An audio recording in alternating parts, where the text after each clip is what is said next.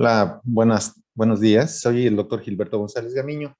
Vamos a platicar ahora de forma muy sucinta sobre las aplicaciones que tiene el ultrasonido Doppler, el ecodoppler, particularmente en un área anatómica muy específica, y esto es las arterias temporales. ¿Qué vamos a evaluar y cómo lo vamos a hacer?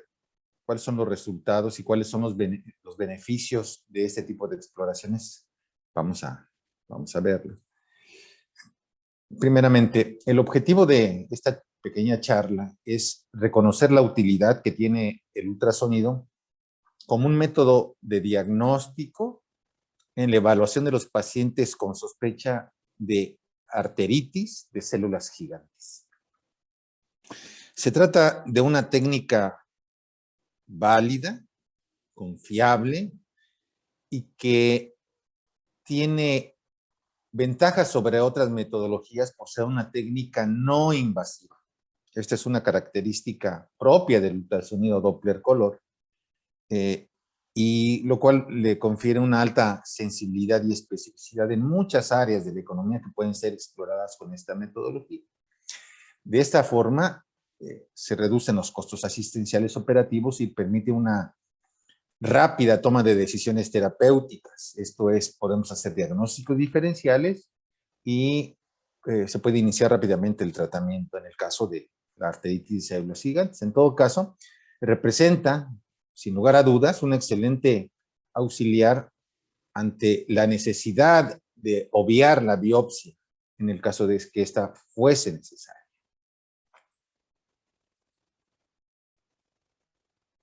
La arteritis de células gigantes es una vasculitis sistémica con eventuales complicaciones graves, como son la pérdida de la visión, en cuyo caso constituye, sin lugar a dudas, una emergencia oftalmológica. Por múltiples causas, su diagnóstico, así como el tratamiento, frecuentemente se realizan en forma tardía. Este tipo de patología es también denominada arteritis de Horton, es una vasculitis sistémica, necrotizante, granulomatosa crónica, que afecta particularmente a las arterias de mediano y gran calibre. Ocasionalmente, también puede comprometer a las arterias de pequeño calibre, determinando, por lo tanto, síndromes de superposición o simulación de una poliarteritis nodosa. La arteritis de células gigantes se asocia estrechamente a la polimialgia reumática, y aproximadamente la mitad de los pacientes con arteritis de células gigantes la presentan. Las arterias preferentemente afectadas son las ramas de la arteria carótida externa, las temporales superficiales, la facial, la maxilar interna, así como la occipital, la oftálmica y ciliares posteriores. Se observa en forma casi exclusiva en pacientes por arriba de los 50 años. Este es un criterio diagnóstico clínico que está perfectamente bien estudiado y consensado en el American College of Rheumatology, siendo más frecuente en mujeres, en una proporción de 2:1, en mujeres de raza blanca y en poblaciones con ascendencia escandinava. De tal suerte que los criterios para poderla clasificar y que son altamente sugestivos de que se trate de esta patología es edad por arriba de 50 años, cefalea de reciente aparición, dolor a la palpación o disminución de los pulsos en las arterias temporales, incremento de la velocidad de sedimentación globular y una biopsia positiva. En esta microfotografía lo que vemos es la presencia de infiltrado inflamatorio en la pared, disminución del lumen.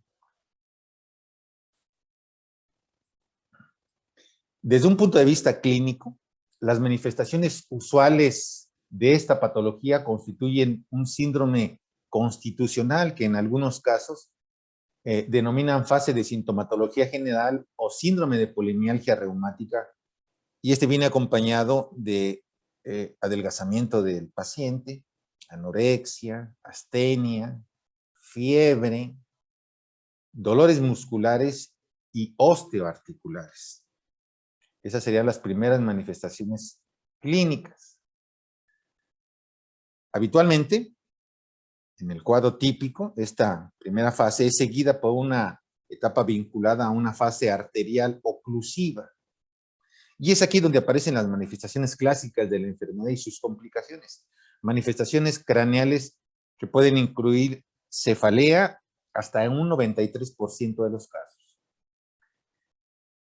Las características de esta cefalea es que es de comienzo súbito y muy intenso,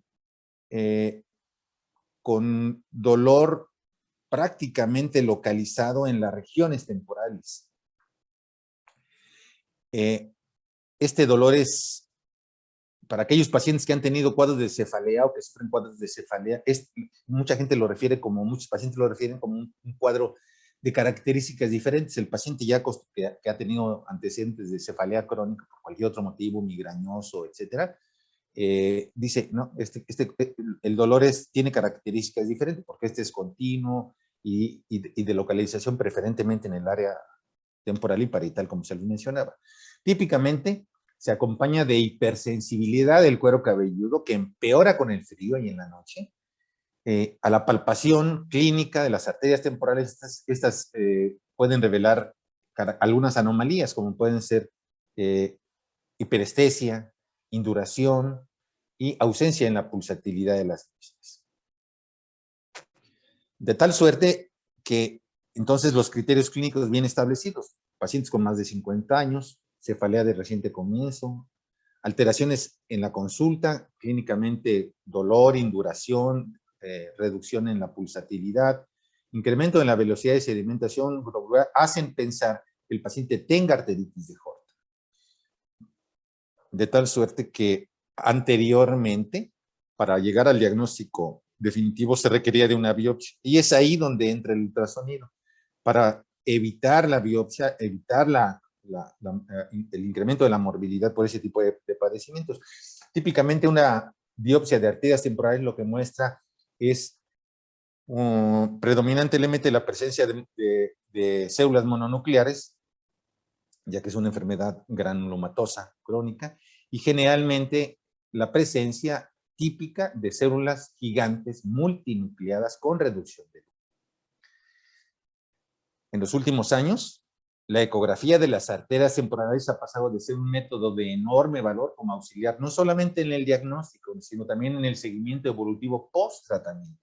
Cuando se hace el diagnóstico, el tratamiento debe de ser iniciado de forma inmediata para que el paciente recobre su estado de salud y las manifestaciones disminuyan. Es aquí donde el uso de corticoides está perfectamente demostrado.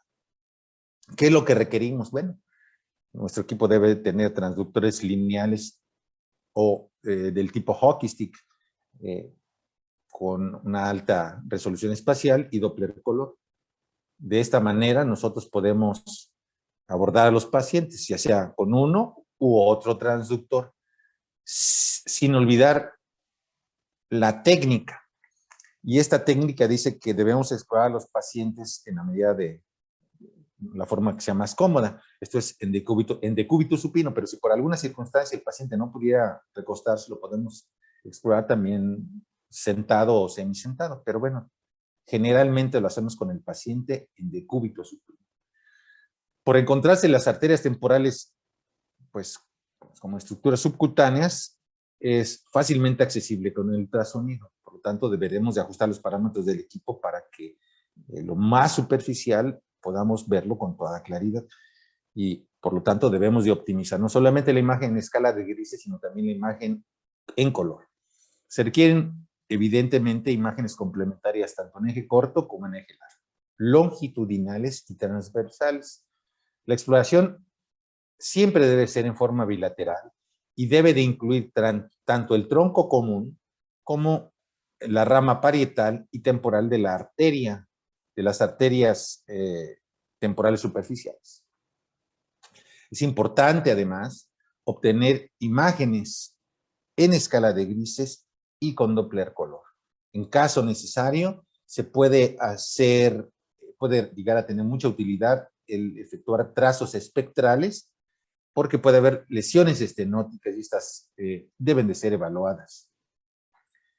Entonces, esta es la forma como abordamos al paciente, siempre en forma bilateral, utilizando la suficiente cantidad de gel, sin hacer mucha presión. Es otra de las características importantes en la exploración y en la técnica, y en los tips es que no hagamos mucha compresión, porque si nosotros inconscientemente hacemos mucha compresión, podemos no ver a las arterias temporales superficiales, puesto que son estructuras que por su localización subcutánea, con poca compresión, podemos colapsarlas y por ser muy delgadas. Entonces, una posibilidad es abordarlas con transductores lineales, y otra es abordarlas con este tipo de equipamientos con transductores lineales tipo hockey stick, en este caso un transductor L818. Y siempre recordar, debemos de explorar tanto el tronco común como las ramas temporales y la rama parietal, en forma bilateral, obteniendo imágenes en escala de grises inicialmente. Ahora, ¿cuáles son los hallazgos normales que nosotros vemos? Bueno, es una estructura muy cercana a la superficie. Entre 2 y 3 milímetros se localizan dentro de un compartimiento facial que nos recuerda a otras estructuras anatómicas. Vean con qué claridad lo podemos identificar las arterias temporales. Y esta es la imagen típica de una arteria temporal superficial normal.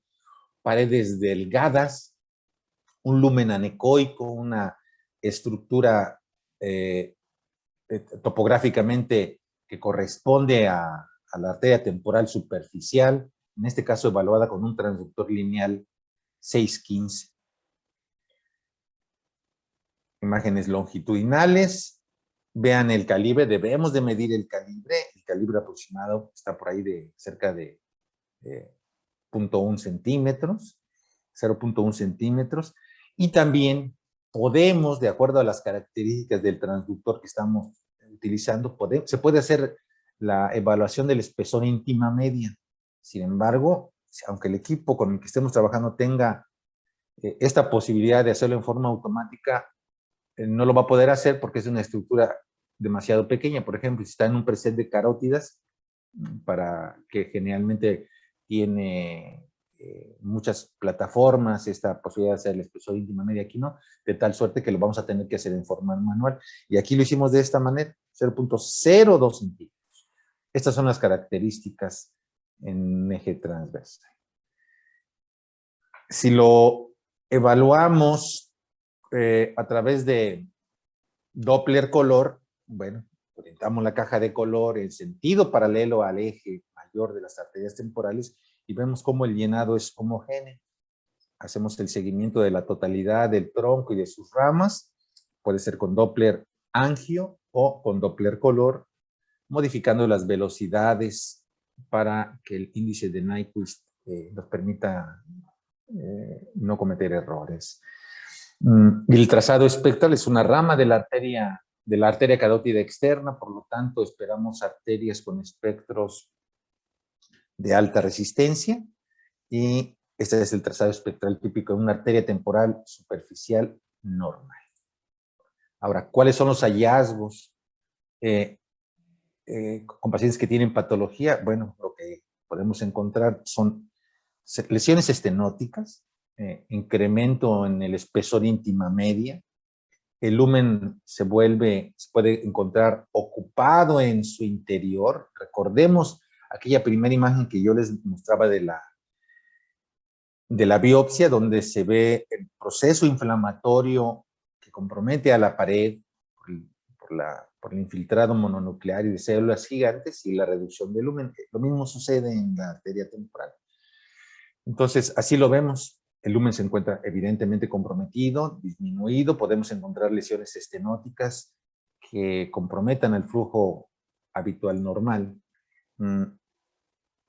O podemos encontrar también cuadros totalmente oclusivos. Totalmente oclusivos, entonces, cuando encontramos esto, no encontramos respuesta o señal Doppler cuando hacemos el trazado espectral. En algunos otros casos hay modificaciones, existen modificaciones en el espectro habitual. De ser un espectro de alta resistencia, podemos encontrar varios patrones. Podemos encontrar ensanchamiento espectral, incremento de la velocidad pico-sístole si estamos en una lesión estenótica. Podemos encontrar ausencia de alguno de los componentes del espectro. Y también podemos, como les mencionaba, encontrar este tipo de lesiones que justifican la metodología y que son altamente sensibles y específicos cuando el relleno color no es totalmente homogéneo, cuando existen alteraciones a nivel de la pared. Con esta sensibilidad podemos observarlo.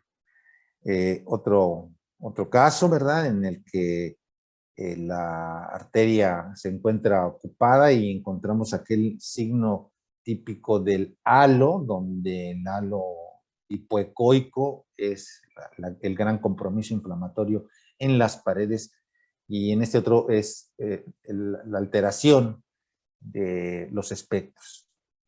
Entonces, los signos ecográficos compatibles con arteritis de células gigantes o arteritis de Horton es la presencia de un halo hipoecoico, concéntrico o excéntrico, estenosis en el sitio, en el territorio que estamos explorando, ya sea en la rama principal, en el tronco principal o en sus ramas, u oclusión vascular. En conclusión, podemos decir que actualmente la arteritis de células gigantes es la forma más común de vasculitis sistémica en adultos. La arteritis temporal es una patología infrecuente, sí, pero que debe ser considerada en individuos mayores de 50 años. Ya vimos los criterios del sexo femenino con cefalea de reciente inicio, pero que asociado presentan dolor articular y aumento de los marcadores inflamatorios. Ante esta posibilidad, podemos evitar la biopsia y el diagnóstico y el tratamiento que deben de ser instaurados lo más precozmente ante la posibilidad de que podamos prevenir casos o complicaciones graves, como puede ser la ceguera en forma irreversible, pues es llegar al diagnóstico. Y para no utilizar la biopsia es preferible hacer el ultrasonido del ecodoppler color. Y de tal suerte que una adecuada combinación de estudios de laboratorio y de gabinete por imagen, en particular la ecografía, muestra una alta sensibilidad en la detección de esta patología. Si bien la biopsia se considera actualmente el gold standard para el diagnóstico de esta patología, un estudio negativo no la descarta. ¿Por qué? Porque estamos tomando solamente un segmento de la arteria. Probablemente la afectación esté en alguna de sus ramas o viceversa. Por lo tanto, es importante recurrir a este tipo de metodologías que nos permite hacer un mapeo general de la región en una forma no invasiva. Agradezco mucho por su atención. Muchas gracias.